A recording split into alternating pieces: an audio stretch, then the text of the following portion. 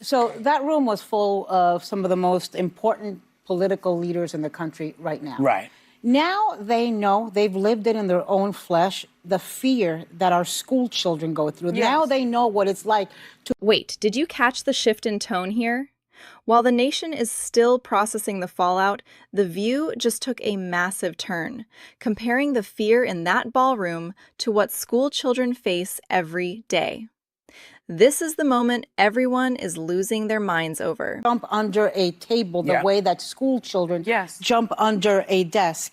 And we are a country that is vulnerable to this. We have now seen shootings in malls, in churches, in temples, and Walmart. We saw it in baseball with the Republicans. And so, you know, I still don't understand how Congress took no action after Sandy Hook, after 20 children between the ages of 6 and 7 were killed. But maybe now that they have felt the fear themselves, Okay, let's get real for a second.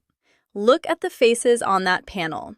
They are framing this as a wake-up call for the people in power, essentially saying that now that the leaders have felt the actual physical fear of a shooting, maybe things will change. It's a wild pivot from the actual security discussion, right? You can see them doubling down on the idea that political figures are finally living through the same vulnerability as everyone else. But here's what's really interesting. Notice how they immediately tie it back to the lack of action after Sandy Hook. They aren't just talking about a shooting at a dinner. They're using this as leverage to call out every Republican in that room.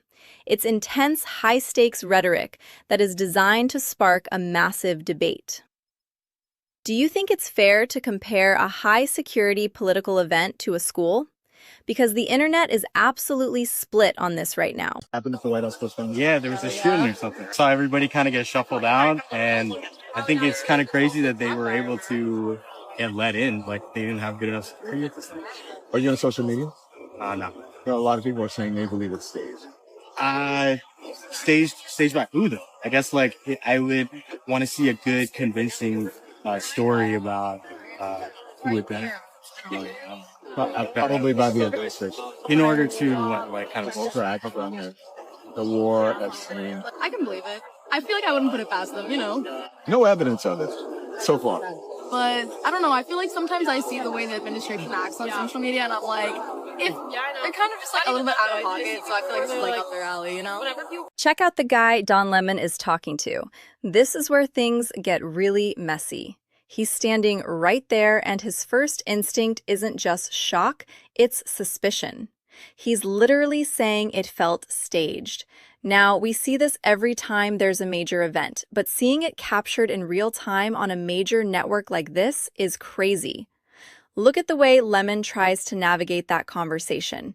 He lets the staged comment land, then does that classic media move where he adds a tiny disclaimer at the end. But the damage is done. The seed is planted. It shows you exactly how fast the conspiracy narrative travels.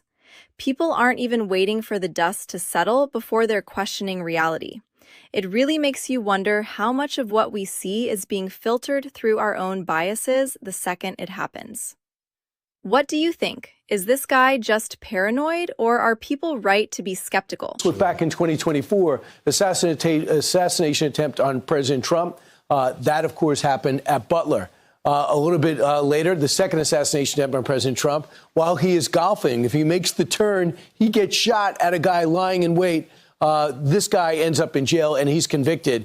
Then, of course, you have 2 blocks away, the execution of Brian Thompson by Luigi Mangione. And guess what? Mangione gets 2 rows full of fans every time he shows up on trial. He's looked at as a rock star. You don't think other 20-somethings looking for some meaning in life will try to have the status that he has? Sadly, they're misinterpreting this murderer. By the way, Hassan Piker is also saluting Luigi. On the 13th, the Josh Shapiro mansion. Have you seen some of this video?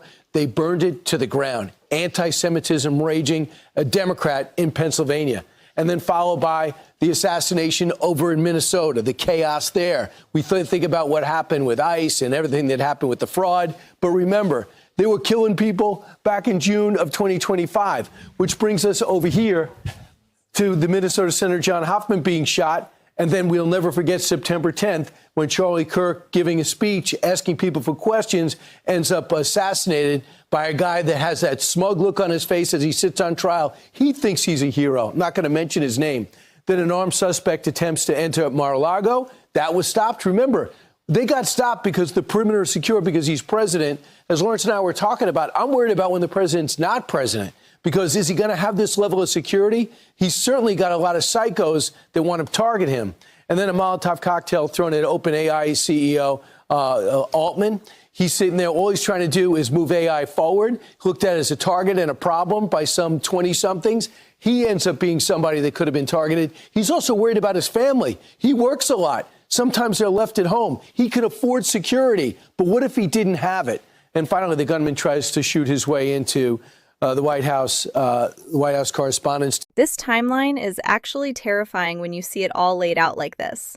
Most of us remember the big headlines like Butler, but did you realize how many near misses and actual executions have happened in just the last year?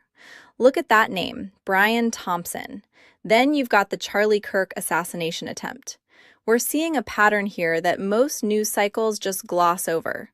The common thread in all of these is the smug look on the perpetrators' faces during trial. They think they're heroes.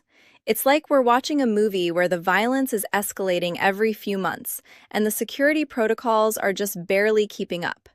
When you see the list of targets, from Trump to the CEO of OpenAI, it's clear that no one is really safe right now. It's not just politics. It's an all-out assault on anyone with a platform. They did a great job on the ground, but they remain reactive. The proactive approach is still under great scrutiny. The President of the United States is averaging an assassination attempt once a year, and there's still protocols that still. So who's going to do the investigating of the procedures? Secret Service can't investigate themselves because there's still people in leadership at the Secret Service that were responsible for Butler. How does that happen? It was a failure. Right. I can't speak to Butler, and I agree it was a total failure. Absolutely. But I have full confidence in Secretary Mark Wayne Mullen. He oversees the United States Secret Service. I've talked to him repeatedly over the weekend, and I've spoken with him and said, whatever you need from the FBI, whatever we can assist in, and however we can better prepare to protect our protectees going forward with the United States Secret Service, this FBI stands ready to do, and we're going to improve that process under Mark Wayne's leadership and oversight of the Secret. Pay close attention to FBI Director Wray here. He's being grilled on Fox News about how the Secret Service can even investigate themselves. He calls the Butler event a total failure, but then pivots to having full confidence in the leadership. This is that classic bureaucratic dance where everyone agrees it was a disaster, but no one wants to take the blame. Look at his body language. He's trying to reassure the public while admitting the protocols are fundamentally broken. The big question he avoids is the one we're all thinking. If they failed at Butler and they failed again here, who is actually in charge of keeping these people alive? It feels like we're stuck in a loop of lessons learned without any actual changes being made. I understand that the oversight panel has requested a briefing with the Secret Service about Saturday's shooting. Do you have any updates on that front? Yes, that's correct. The Oversight Committee is planning to convene a hearing similar to what happened right after Butler, Pennsylvania with the Secret Service. And so I'm looking forward to that because there are a lot of questions unanswered here. Thank God that people like Wolf Blitzer, the president, and other guests were unharmed, but there were definitely security lapses, and now we need to get answers as to how those are going to be prevented going forward. Do you have any idea of a timeline? Have you received a response back about this potential hearing actually happening? No, I have not. I expect it will be in a timely manner because there's tremendous, as you can understand, concern given the threat levels that are going up in part because of the president and now 3 assassination attempts on him, his very low approval ratings, which unfortunately fuel a lot of disaffection. This part of the briefing is wild.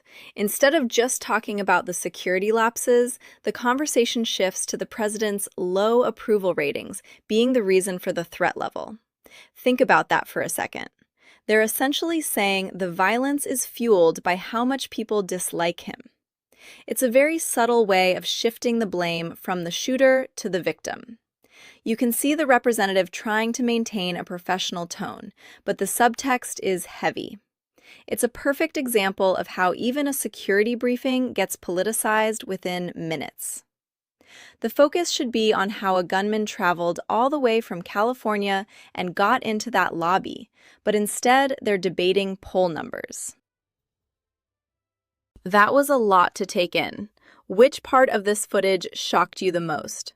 Drop your thoughts below and make sure to sub for more surgical breakdowns.